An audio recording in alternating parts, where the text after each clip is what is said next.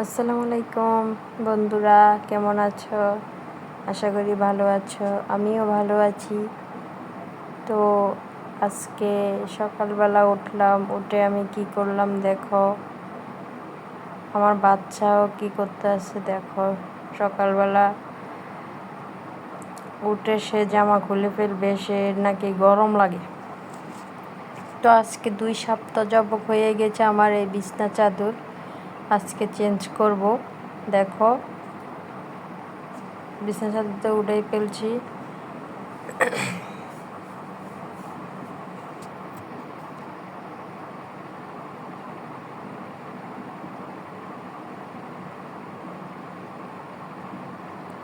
আমার বেশি দিন যায় না বিছনা চাদর, যেহেতু বাচ্চা আছে। তারপরও আমি একটা সপ্তাহ রাখি।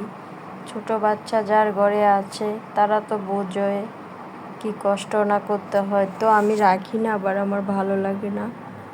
আর যেহেতু আমি ধুই না এগুলো আমার কাজের বুয়া ধোয়, এই জন্য আমি সপ্তাহ সব পরিষ্কার করে ফেলি। আর পরিষ্কার করে রাখলে বাচ্চারাও ভালো থাকে, জীবাণু কম হয়। তো আমার বেশি বিছনা গোছাতে ভালো লাগে, তাই তোমাদের সাথে শেয়ার করি কিভাবে বিছনা গোছাবো, কেমন লাগে। ভিডিওটা অনেক বড়, তাই টেনে টুনে ছোট করে দিয়েছি, স্পিড বাড়াই দিয়েছি। তো দেখেন আমার মেয়ে কী করতেছে, যেহেতু মা মেয়ে দুইজন একলা ঘরে থাকি। হ্যাঁ, সব কিছু একা নিজে করতে হয়। কি একটা কপাল আমার আর আমার মেয়ের।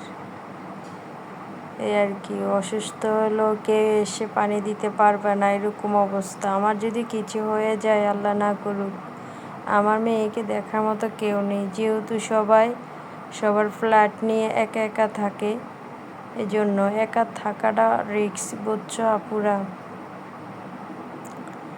তো ফ্যামিলির সাথে থাকবা, ফ্যামিলির সাথে থাকলে শরীর স্বাস্থ্য সব ভালো থাকে, দিনকাল ভালো যায়।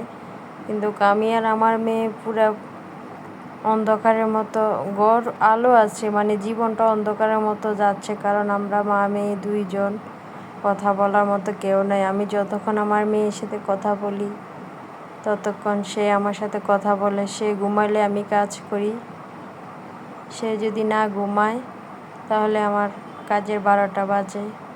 আর দেখো আমি সপ্তাহে একবার জামা কাপড় ধুই, অনেকগুলা জমে। এই দেখো আমি ঝুড়ির থেকে ময়লা জামা কাপড়গুলো বের করছি, প্রায় 2 বালতি হবে। আমি 1 বালতিতে শুকনা, তো এই জন্য ঢুকছে। ধুতে গেলে 2 বালতি হয়েছে আর কি। ধুতে গেছি 2 বালতি হবে, ভিজিয়েই রাখছি। কাজের মহিলা এসে পরিষ্কার করে দেবে। তো ঘরটা ঝাড়ু দিয়ে রাখছি। আমার তো রুম তোমরা দেখছোই কয়টা আছে, তো আমি এই রুমে থাকি, তাই এই রুমটা তোমাদেরকে দেখাই।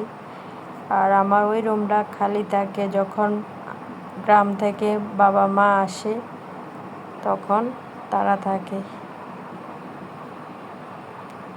তো কেমন হয়েছে, ভালো লাগলে পাশে থাকবে। দেখো আমার মেয়ের জন্য আমি কিছু করতে পারি না, দেখো আমার কি অবস্থা করে ফেলছে। এই যে আমি। তো সবাই ভালো থাকবে। আসসালামু আলাইকুম।